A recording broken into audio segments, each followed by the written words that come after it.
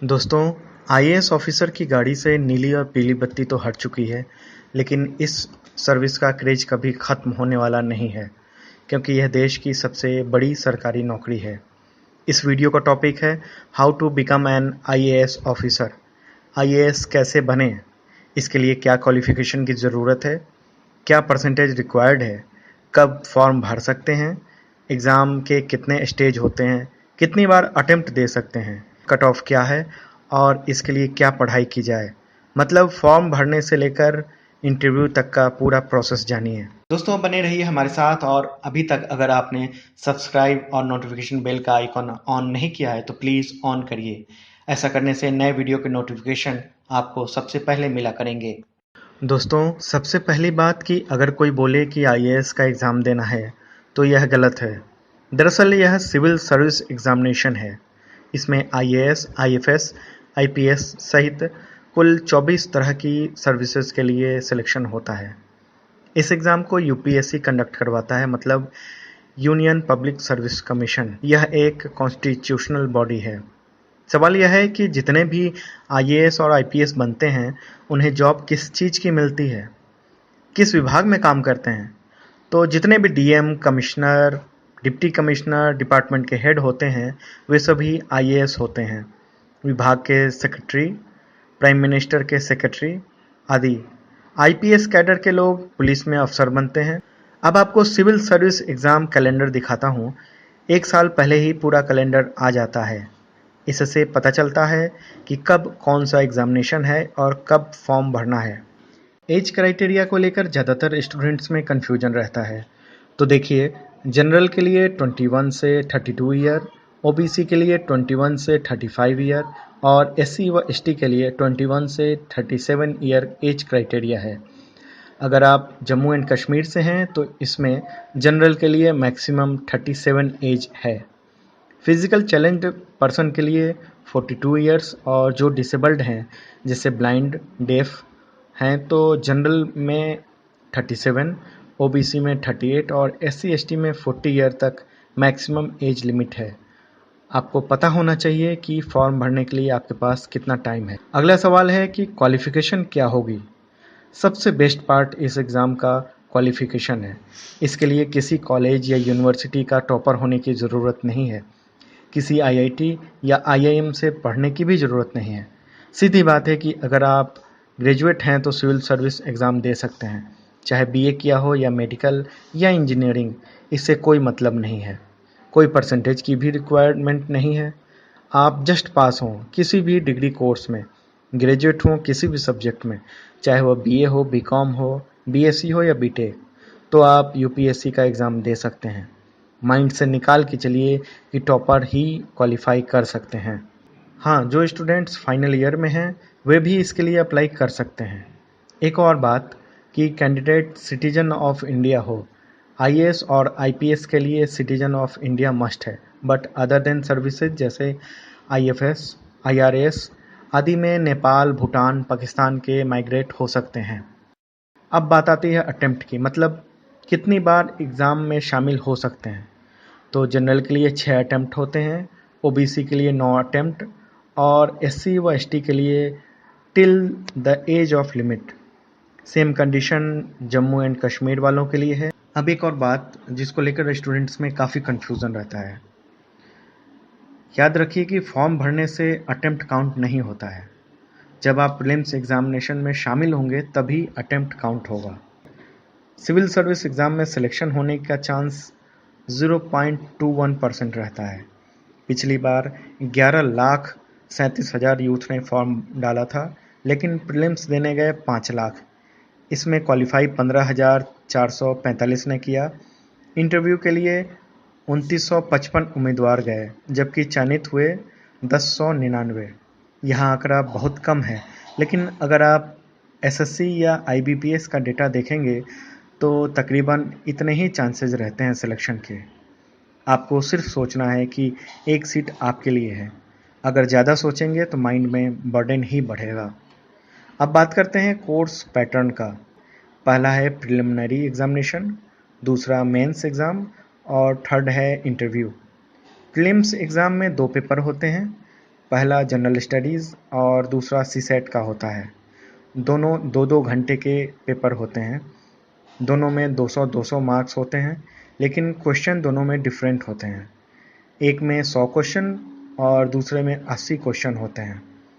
इसमें आप हिंदी और इंग्लिश दोनों भाषा में से किसी में भी एग्ज़ाम दे सकते हैं। डिपेंड ऑन यू कि किस लैंग्वेज में एग्ज़ाम देना चाहते हैं। अब बात करते हैं सिलेबस की। फर्स्ट पेपर में जनरल स्टडीज़ के सारे एरिया कवर होते हैं। History, current affairs, Indian and world geography, general science, governance, etc. जबकि सेकंड पेपर यानी सीसैट में एसएससी बैंकिंग एग्ज़ाम टाइप के क्वेश्चन होते हैं, जैसे comprehensive logical reasoning, basic numeracy आदि होते हैं। सवाल है कि दोनों पेपर में डिफरेंस क्या है? तो दूसरा वाला सिर्फ क्वालिफाइंग है। आपको 200 में से कम 66 नंबर लाने ही होंगे, जबकि पहला वाला पेपर मेरिट बनाती है और इसी आधार पर आप दूसरे स्टेज यानी मेंस एग्ज़ाम तक पहुंच पाते हैं। एक बात और कि ऐसा बिल्कुल नहीं है कि यह टफ सब्जेक्ट है, हाई लेवल का आएगा। पहली बात कि एग्ज़ाम में मल्टीपल चॉइस क्वेश्चन होते हैं। दूसरी बात, इसमें 10th 11th 12th का ही पूछा जाता है। इसका मेन पार्ट करंट अफेयर्स होता है। आपको डे टू डे लाइफ से क्वेश्चन होंगे। इसके लिए 11वीं 12वीं के बुक और मार्केट में बहुत सारी बुक आती हैं जनरल एप्टीट्यूड और करंट अफेयर्स के रिगार्डिंग।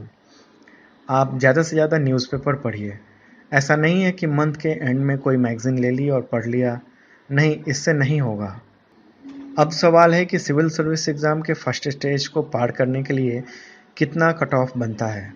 पिछले एग्ज़ाम में जनरल का कट ऑफ 116, ओबीसी का 110, एससी का 99 और एसटी का 96 था। इसमें सेकंड पेपर का मार्क्स नहीं जुड़ा है। अब बात करते हैं मेंस एग्जामिनेशन की। इस सेकंड स्टेज में आपका फ्यूचर डिसाइड होगा, क्योंकि इसी के मार्क्स काउंट होते हैं। एक बात और कि प्रीलिम्स के मार्क्स काउंट नहीं होते हैं। यह केवल सेकंड स्टेज तक जाने की प्रक्रिया है। मेंस एग्ज़ाम में टोटल 9 पेपर देने हैं। इसका टोटल मार्क्स 1750 रहेगा। इसमें आपको 9 में से 7 सब्जेक्ट पर ज़्यादा फोकस करना है, क्योंकि जो मेरिट बनाई जाती है वह 7 सब्जेक्ट से आती है। इसके अलावा क्वालिफाइंग पेपर होते हैं, इसके मार्क्स काउंट नहीं होते हैं, लेकिन आपको 33% नंबर लाना ही पड़ता है। इसमें एक पेपर इंग्लिश का होता है, जबकि दूसरा लैंग्वेज का होता है। मतलब दोनों ही लैंग्वेज के होते हैं। सवाल है कि आखिर मेंस एग्ज़ाम के पेपर का सब्जेक्ट क्या है? तो सबसे पहले बात जनरल एस्से की। इसके नाम से ही समझ रहे होंगे कि इसमें निबंध आता है।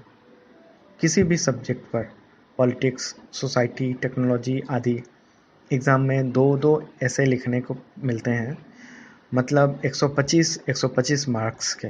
जनरल स्टडीज़ का, इसमें Indian history, culture, world geography और सोसाइटी कवर होता है। थर्ड पेपर में constitution, governance, politics, social justice और इंटरनेशनल रिलेशन आता है।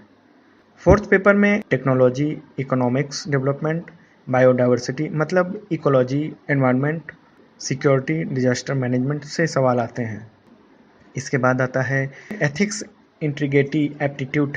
सामान्य शब्दों में कहूँ तो आप क्या सोचते हैं, आपका क्या विचार है, किसी घटना को लेकर आप कैसे रिएक्ट करते हैं। जैसे खुशी क्या है, इसका उत्तर अलग अलग लोगों के लिए वैरी कर सकता है। एक सैनिक के लिए मोर्चे पर जीत उसकी खुशी हो सकती है, एक छात्र के लिए एग्ज़ाम में टॉप करना हैप्पीनेस हो सकती है। अब अगले पेपर की बात करें तो 2 ऑप्शनल सब्जेक्ट होते हैं। इनमें से अपनी मर्जी का सब्जेक्ट चूज करना होता है। कुल 26 ऑप्शन होते हैं। इसके बाद लैंग्वेज का पेपर देना होता है। एक इंग्लिश और दूसरा कोई भी आपका लोकल लैंग्वेज हो सकता है, लेकिन वही लैंग्वेज जो संविधान में देखने को मिलता है। ध्यान दीजिए कि लैंग्वेज के दोनों पेपर केवल क्वालिफाइंग हैं, मतलब 33% नंबर लाना ही है, लेकिन इसके नंबर मेंस में नहीं जुड़ेंगे। अब सवाल है कि मेंस एग्ज़ाम में कट ऑफ कितना होता है। पिछली बार टोटल 1750 मार्क्स में से जनरल के लिए कट ऑफ 787 गया, जबकि ओबीसी के लिए 745, एससी के लिए 739 और एसटी के लिए 730। यह कट ऑफ देखकर आपको लग रहा होगा कि यह काफ़ी कम है, लेकिन हकीकत यह है कि इस एग्ज़ाम में एक-एक नंबर लाना टफ़ है। एक-एक नंबर पर रैंक बदल जाती है। मेंस एग्ज़ाम को क्लियर करके आप थर्ड स्टेज में पहुंच जाते हैं। इसे पर्सनालिटी टेस्ट कहते हैं और आम भाषा में इसे इंटरव्यू कहा जाता है।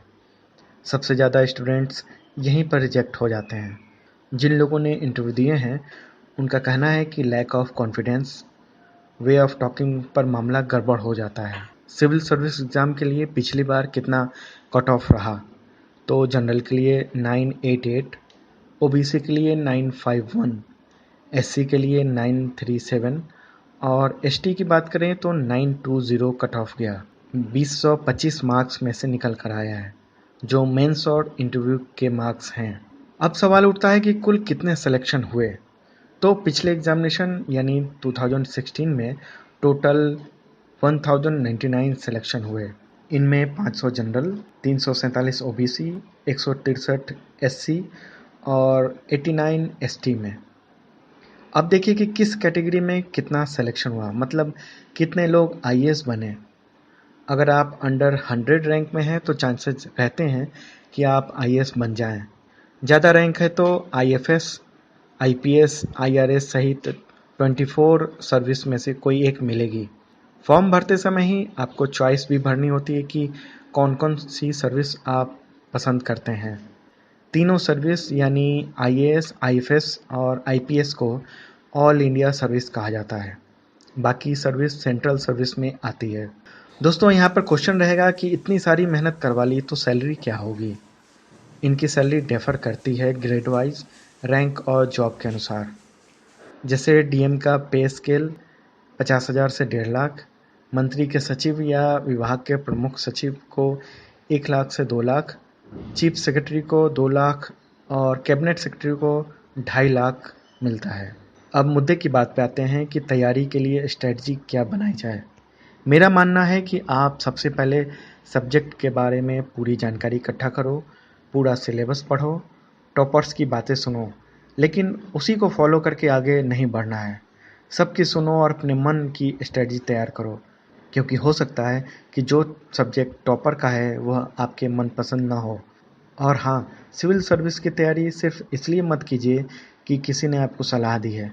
यह आवाज़ आपके मन से आनी चाहिए, तभी आप दिल और दिमाग से इस एग्ज़ाम को पास कर पाएंगे।